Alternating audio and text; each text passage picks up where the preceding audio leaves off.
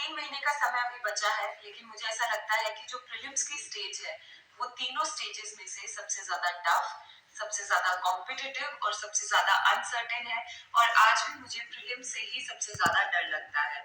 मैंने यूपीएससी में 3 अटेम्प्ट दिए हैं। मेरे पहले अटेम्प्ट में प्रीलिम्स नहीं निकला था और शायद इसी वजह से वो डर और ज़्यादा बढ़ गया। मेरे सेकंड और थर्ड अटेम्प्ट में मैंने 20 प्लस की मार्जिन से प्रीलिम्स क्लियर किया था। इनफैक्ट थर्ड अटेम्प्ट में मैंने सिर्फ 40 दिन की तैयारी के साथ प्रीलिम्स क्लियर किया था। तो अपने एक्सपीरियंस के बेसिस पे मुझे लगता है कि कुछ ऐसी मिस्टेक्स है जो एज एन एस्पिरेंट हम लोग कमिट करते हैं, जिसकी वजह से प्रीलिम्स क्लियर नहीं कर पाते। इनफैक्ट मैंने खुद ने इनमें से काफी सारी मिस्टेक्स कमिट की थी, जिसकी वजह से मेरा पहला प्रीलिम्स नहीं निकला था। सबसे पहली मिस्टेक जो हम में से काफी लोग कमिट करते हैं इस लास्ट के 2-3 महीने का एक इफेक्टिव प्लान या स्ट्रैटेजी ना होना।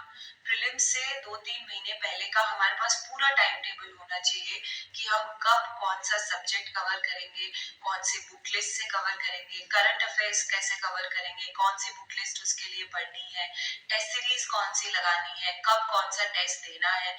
ये लास्ट के 2-3 महीने में आपकी जितनी क्लैरिटी होगी, जितना प्लान्ड आप चीजें करेंगे, उतनी ही क्लैरिटी, उतना ही कॉन्फिडेंस आपको एग्जाम के टाइम पे आएगा। एक सेंस ऑफ कंप्लीशन काफी ज्यादा जरूरी है कि आपने एक एक बार सारी चीज कवर कर ली है, उसको रिवाइज कर लिया है और लास्ट में इफेक्टिव नोट्स पढ़ के आप एग्जाम देने जाते हो। मैंने किस तरीके से अपना प्लान बनाया था, आई will share in the next video. The second mistake जो हमें बिल्कुल अवॉइड करनी चाहिए is do not diversify your static sources. Static जो सब्जेक्ट्स हैं उनके लिए लास्ट मोमेंट पे नया कोई भी सोर्स रेफर नहीं करना चाहिए। जैसे पॉलिटी हो गया, मॉडर्न हिस्ट्री हो गया, इकोनॉमिक्स हो गया, एनवायरमेंट, इन सब के लिए जो आप पूरे साल की तैयारी करते आए हैं या जब से भी स्टार्ट किया है, जो बेसिक सोर्सेज है वही रखने हैं। अगर आपने पहले एनसीईआरटीज नहीं पढ़ी है तो लास्ट के मोमेंट पे उसको नहीं स्टार्ट करना चाहिए। जितना कंसाइज, जितना लिमिटेड आप अपना बेसिक का सोर्स रखेंगे, उतना ज्यादा इफेक्टिव होगा। लास्ट के टाइम पे वैसे भी कुछ नया स्टार्ट करने से वो याद नहीं रहेगा। And I would advise to stop going to the photocopy shops or the telegram channels जहाँ पे बहुत सारे हैंडबुक्स या फिर मटेरियल अवेलेबल रहते हैं। फोटोकॉपी शॉप्स में जाके ये लगेगा कि ये भी नहीं किया, वो भी नहीं किया, सेंस ऑफ इनसिक्योरिटी और इनकम्प्लीशन आता है। जब मार्केट में जाएंगे तो आपको 10 सोर्स मिलेंगे और हम यूजुअली ये मिस्टेक करते हैं कि हम सेम चीज के लिए 4 जगह से पढ़ना शुरू कर देते हैं। इट इज इम्पोर्टेंट कि आप अपनी विड्थ ज्यादा कवर करें प्रीलिम्स के लिए rather than depth of a subject. जितना ज्यादा आप एरियाज कवर करेंगे उतना ज्यादा बेटर होगा।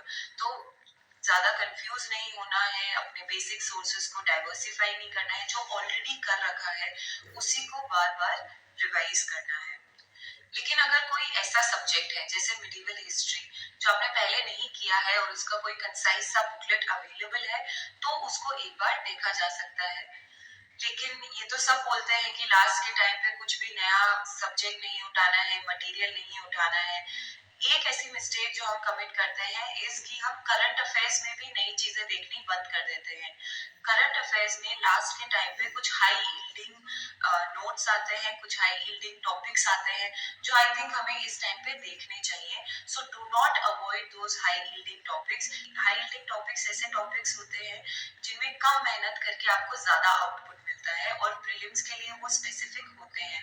For example the national parks, biodiversity, hotspots, sanctuaries in news, या फिर इंडिया की जो इंटरनेशनल एक्सरसाइजेज हैं दूसरी कंट्रीज के साथ में, इंटरनेशनल ऑर्गेनाइजेशंस, उनके headquarters, places in news, maps का स्टडी, ये ऐसी चीजें हैं जो सिर्फ प्रीलिम्स से पहले आती हैं। तो फॉर श्योर आपने ये पहले नहीं कर रखी होती। इनके लिए कोई भी एक इफेक्टिव मटेरियल आप मार्केट से पिक कर सकते हैं, इनका कोई वीडियो यूट्यूब पे देख सकते हैं and cover it. The bottom line is कि सेम चीज के दो मटेरियल नहीं करने हैं। अगर आपने एक जगह से नेशनल पार्क्स या बायोडाइवर्सिटी हॉटस्पॉट्स कवर कर लिया तो उसको 3 जगह से करने की जरूरत नहीं है। ज्यादा टॉपिक्स कवर करने हैं, लेकिन एक टॉपिक को दो जगह से कवर नहीं करना है। ये एक बॉटम लाइन मंत्रा है। Fourth mistake to avoid is कि हम सीसैट इग्नोर करना शुरू कर देते हैं। हम में से बहुत से लोग ओवर कॉन्फिडेंट हो जाते हैं, इंक्लूडिंग मी। मैंने अपने थर्ड अटेम्प्ट में सीसैट को पूरी तरीके से इग्नोर कर लिया था। उसका एक भी टेस्ट पेपर नहीं लगाया था क्योंकि मेरे पास टाइम काफी कम था। लेकिन मेन एग्जाम में जब मैं गई तो मेरा सीसैट काफी ज्यादा बिगड़ गया। इनफैक्ट मेरे सिर्फ 60 नंबर आ रहे थे जब मैंने आंसर की से मैच किया था। आई डोंट नो किस तरीके से मेरा सीसैट क्लियर हुआ, लेकिन वो बहुत ही एक स्कैरी स्टेज थी। तो सीसैट के भी आप रेगुलरली टेस्ट देते रहिए। अगर आपके टेस्ट के अंदर 100 प्लस स्कोर आ रहा है या 90 प्लस आ रहा है तो आपको ज्यादा परेशान होने की जरूरत नहीं है। लेकिन अगर आपके सीसैट के टेस्ट में स्कोर कम है तो आई वुड एडवाइज कि आप उसकी कोई बुक रेफर कर सकते हैं, उसकी तैयारी कर सकते हैं, अपने किसी फ्रेंड से समझ सकते हैं जो बेसिक टॉपिक्स होते हैं। But do not ignore CSAT. बहुत से लोग सीसैट की वजह से प्रीलिम्स क्लियर नहीं कर पाते। फिफ्थ मिस्टेक जो मुझे लगता है कि इस समय बिल्कुल नहीं करनी चाहिए इज मेंस की पढ़ाई। आई थिंक मेंस का टाइम अब भी जा चुका है। हमें मेंस को पूरी तरीके से बंद कर देना चाहिए। बीट आंसर राइटिंग जैसे हम लोग बहुत टाइम स्पेंड करके एडिटोरियल पढ़ते हैं, मेंस के नोट्स बनाते हैं। प्रीलिम्स बहुत ज़्यादा इंपॉर्टेंट स्टेज है और हम में से कई लोग एक बार में हमारा प्रीलिम्स क्लियर नहीं होता है। तो अगर आपका अभी तक एक बार में प्रीलिम्स नहीं क्लियर हुआ है या फिर आपका फर्स्ट अटेम्प्ट है तो इस वाली स्टेज पे 2-3 महीने पहले आप बिल्कुल जो मेंस स्पेसिफिक जैसे एथिक्स हो गया, ऐसे हो गया, आंसर राइटिंग हो गया, उसको बिल्कुल एक बार हॉल्ट कर सकते हैं। क्योंकि अभी अगर आपने मेंस रिलेटेड कुछ किया तो भी उसका रिटेंशन बहुत कम होगा और उसका कोई वैल्यू नहीं निकलेगा जब तक आप प्रीलिम्स क्लियर नहीं करते। The sixth mistake that we do is कि हम रिविजन को प्लान करके नहीं चलते कि हम रिविजन कैसे करेंगे। इस टाइम पे आप जो भी चीज पढ़ रहे हैं, जो भी बुक पढ़ रहे हैं, नई चीज पढ़ रहे हैं या ऑलरेडी जो आपने कर रखा है, हैव अ प्लान कि आप उसको एग्जाम से 5 दिन पहले कैसे रिवाइज करेंगे। फॉर एग्जाम्पल जब मैं विजन की पीटी 365 करती थी तो मैं उसके लास्ट पेज पे बहुत ही कंसाइज छोटा छोटा लिखती थी जो मुझे ऐसा लगता था याद नहीं रहेगा। फॉर एग्जाम्पल अगर कोई स्पीशीज है तो वो एंडेंजर्ड है या क्रिटिकली एंडेंजर्ड है, बस एक लाइन में लिख दिया तो मेरा लास्ट के पेज में एक इफेक्टिव नोट बन जाता था जो मैं एग्जाम से 5 दिन पहले या 2 दिन पहले रिवाइज कर पाती थी। तो एग्जाम से पहले पूरी पीटी 365 हम नहीं देख पाएंगे लेकिन हम लास्ट का पेज जरूर रिलैक्स कर लेंगे। एक और इफेक्टिव तरीका है कि आप इंडेक्स में भी कुछ कुछ छोटे नोट्स लिख सकते हैं। लास्ट के टाइम पे सिर्फ इंडेक्स रिवाइज करके जा सकते हैं। उसका एक example I will share in the next video. The seventh mistake that we commit is कि हमें आइडिया ही नहीं होता कि टेस्ट सीरीज कैसे लगानी है। हम बहुत ही रैंडमली टेस्ट सीरीज लगाने लगते हैं। फॉर एग्जाम्पल कि एक टेस्ट सीरीज के 5 टेस्ट उठा लिए, किसी के 6 उठा लिए।